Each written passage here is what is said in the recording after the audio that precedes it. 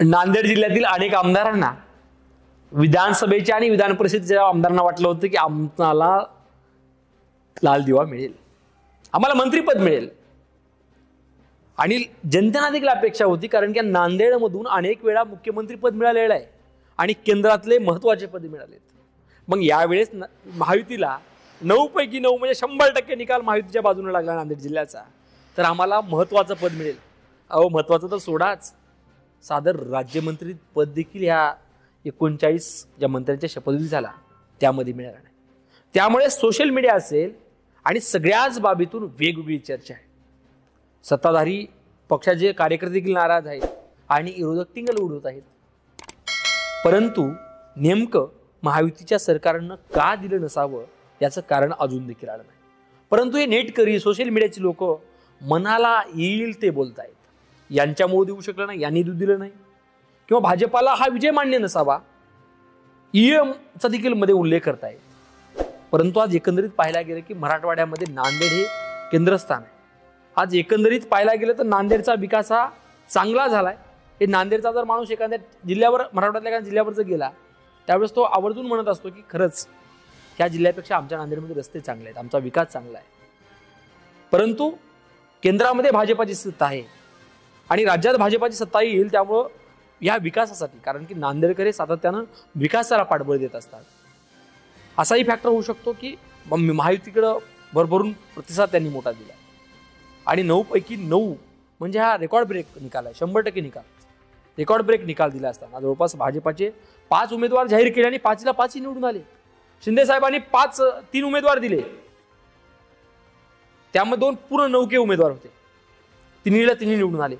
अजितदादांना प्रवेश आणि लगेच एबी फॉर्म हातात दिला प्रताप पाटील यांना, तेही निवडून आले. म्हणजे असा 100% 9 पैकी 9 उमेदवार निवडून आल्यानंतर एकंदरीत या 9 पैकी एक 5-6 उमेदवार तर असे होते की त्यांच्यामध्ये असं वाटतं की रस्सीखेच राहील, प्रचंड मोठी स्पर्धा राहील. या स्पर्धेमध्ये एकालाही जोडला नाही. म्हणजे कुठंतरी विरोधक असो किंवा पक्षाचे असतो, या दोघांसाठी ही थोडी वेगळी गोष्ट आहे. परंतु आज अपेक्षा होती सर्वांनाच, विरोधकांना देखील अपेक्षा होती, सत्ताधाऱ्यांना देखील अपेक्षा होती आणि सामान्य नागरिकांना देखील अपेक्षा होती की नांदेड एवढं मोठं आहे, नांदेड विकासाच्या वाटचालीवर आहे आणि विकासाला मानणाऱ्या नांदेडनं ज्यावेळेस महायुतीच्या पाठिंबा, एवढा मोठा पाठिंबा दिल्यानंतर देखील नांदेडला एखादं मंत्रिपद न मिळणं ही मात्र मोठी खेदाची गोष्ट आहे. आज प्रताप पाटील जवळपास 3 वेळेस आमदार झालेले होते, 1 वेळेस खासदार झाले होते, त्यांना तिकीट मिळालं, त्यांना एखादं मंत्रिपद मिळणं अपेक्षित होतं. त्यासोबतच तुषार राठोडचा अनेक वेळा दिसतोय की तब्बल 3 वेळेस, म्हणजे एकदा पोटनिवडणूक आणल्यानंतर 2 वेळेस तब्बल निवडून आलेले आहेत. त्यांना तरी अपेक्षा होती, त्यांनी त्या प्रकारचा प्रचार देखील केला होता, काही करा, एकदा मला निवडून द्या, मंत्रिपद या भागाला मिळू द्या. ते देखील निवडून आले. आमदार केराम यांना तर मुख्यमंत्र्यांनी म्हणजे देवेंद्र फडणवीसांनी देखील सांगितलं होतं की तुम्ही निवडून द्या, मी मंत्री करतो. अजित पवारचा एक कोकाटे यांचा फार मस्त व्हिडिओ व्हायरल होत आहे बघा. त्यांनी सांगितलं की तुम्ही कोकाटेंना निवडून द्या, मी मंत्री करतोय, त्यांना मंत्री केलंय. परंतु नांदेडच्या बाबतीमध्ये असं का होऊ शकलं नाही? त्यासोबतच नायगावचा जर विचार करायला गेला तर राजेश पवार हे सर्व गोष्टीने स्ट्रॉंग आहे, त्यांनी विकासही बऱ्यापैकी केला आहे. ते दुसऱ्यांदा निवडून आले, त्यांना देखील मंत्रिपद मिळण्याची अपेक्षा होती, कोणतं तरी पद मिळण्याची अपेक्षा होती. त्यासोबत शिंदे साहेबांचे जे हेमंत पाटलांना दक्षिणमध्ये तिकीट दिलं, निवडून आले. त्यानंतर दक्षिणचं संपला कार्यकाळ की 2019ला हेमंत पाटलांना हिंगोलीमध्ये निवडून केलं. मतदारसंघ नाही, काहीच नाही, गाव नाही, काहीच नाही मतदारसंघ, तिथून मोठ्या लेडनं निवडून आले. मग यावेळेस त्यांना तिकीट टाळलं आणि आपला माणूस कुठेही जाऊ नये असं शिंदेसाहेब हे सातत्यानं कार्यकर्त्यांना फार जपत असतात. हेमंत पाटलांना विधान परिषदेत घेतलं. मग असं वाटलं होतं की शिंदेसाहेबाच्या माध्यमातून एक हेमंत पाटील यांना तिकीट मिळू शकेल, मध्ये मंत्रिपद मिळू शकेल.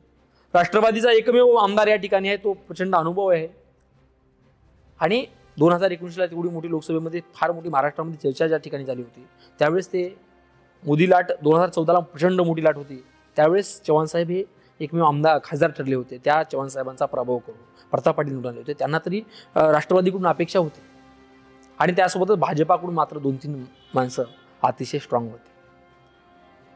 आणि नेमकं टाळलं का असावं ही देखील महत्वाची गोष्ट आहे, कारण की बाकीचं जर राहिलं तर चव्हाण साहेब हे मुख्यमंत्री राहिले आहेत. डॉक्टर शंकरराव चव्हाण हे देखील महत्त्वाच्या मुख्यमंत्री असेल, महत्त्वाच्या केंद्राच्या महत्त्वाच्या पदावर असेल, त्यांनी काम केलं. त्यांच्या तरी मुलीला श्रीजया अशोकराव चव्हाण यांना तरी एखादं पद पहिल्या या 39मध्ये शपथविधी झाला पाहिजे होता, परंतु ते देखील झालं नाही. त्याचं नेमकं कारण काय? कारण की आज आपण पाहिलं की राष्ट्रवादी असेल, राष्ट्रवादी शरद पवार साहेबांनी बऱ्याच महत्त्वाच्या कमलकिशोर कदम साहेबांना शिक्षण मंत्री केलं. त्यांना शिक्षण खूप ज्या शिक्षण क्षेत्रामध्ये MGM कॉलेज असेल, अनेक शिक्षण क्षेत्रामध्ये माहेरघर बनलं नांदेड. शरद पवार साहेबांनी अनेकांना दिलं. सूर्यकांत पाटील केंद्रामध्ये मंत्रीपद दिलं. परंतु भाजप काय नांदेडला महत्त्व देत नसेल असं देखील महत्त्वाचं वाटतं. मी थोड्या वेळापूर्वी काही जणांशी संवाद साधला तर त्यांचं म्हणणं की DB पाटलांना एक काळ राज्यमंत्रीपद दिलं होतं महसूलचं. परंतु त्यानंतर 2019 ते म्हणजे 2014 ते 2019 ही ज्यावेळी सत्ता होती त्यावेळेस एखाद्या पदाची अपेक्षा होती महत्त्वाच्या, परंतु शक्य झालं. नंतर हे जे पक्षफोडी झाली शिंदे साहेबांच्या माध्यमातून जे 2.5 वर्षात सरकार आलं त्या काळात तरी मंत्रिपद एखादं मिळणं अपेक्षित होतं, त्या काळातही पद नाही. मग आता पूर्णपणे सत्तेमध्ये या नांदेडनं तर पैकीच मार्क दिलेत आणि पैकीला सगळेच निवडून दिले. जेवढ्यांना EV फॉर्म दिला तेवढ्यांना लीड मिळाली. मग आता तरी अपेक्षा होती प्रत्येक पक्षाने एक जर म्हणलं तर 3 तरी मंत्रिपद, 3 तर नाहीच, 1 तरी मंत्रिपद मिळायला पाहिजे होतं. हे शक्य झालं नाही. एक वेळेस पालकमंत्री बाहेरचेच दिले, दुसऱ्यांदा यावेळेस सत्ता शिंदे साहेबांची, त्यावेळेस बाहेरचेच गिरीश महाजन आले.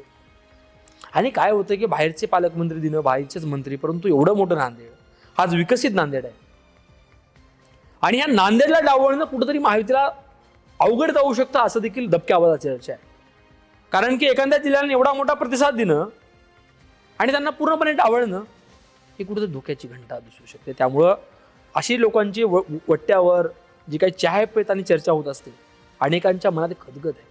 आम्ही विकासासाठी मतदान केलं, आम्ही लीड दिली या महायुतीला आणि आमच्या पदरात काय, याचा गांभीर्याने विचार होणं गरजेचं आहे असं देखील ग्राउंड लेवलची चर्चा आहे. त्यामुळं याची दखल मुख्यमंत्री उपमुख्यमंत्री यांनी एखाद्या बैठकीत घेणं गरजेचं आहे. कारण की एखाद्या जिल्ह्याला डावलणं हे थोडं महत्त्वाचं म्हणजे थोडं अवघड जाऊ शकतं. भविष्याच्या राजकीय जी पार्श्वभूमी आणि भाजप आणि महायुती सातत्याने पुढील ध्येय धोरण आणि दूरदृष्टिकोनातून राजकारण करत असतं. याला कुठंतरी लक्ष देऊ, याचा कुठंतरी लक्षात घेणं फार महत्त्वाचं आहे. आणि एकंदरीत पाहायला गेलं तर या नांदेडला कुठंतरी डावलण्यापेक्षा नांदेडच्या पदरात चांगलं काहीतरी मिळालं पाहिजे आणि मिळू देखील शकतं, कारण की अजून चान्सेस आहेत. आणि आता आपण पाहिलं की अनेक मंत्रिपदावरून अनेक वेगवेगळे प्रश्नचिन्ह निर्माण होत आहे. मग आपल्याला नेमकं काय वाटतं, नांदेडला खरंच मंत्रिपद मिळेल, किती मंत्रिपद मिळतील, का डावळलं जाईल, हे आपण नक्की कॉमेंट बॉक्समध्ये टाकून कळू शकतो. आणि त्यासोबतच नांदेडला जर डावळलं, नांदेडला जर मंत्रिपदच मिळालं नाही तर कशामुळे मिळालं नसेल हे देखील तुम्ही आम्हाला आवर्जून कळू शकता.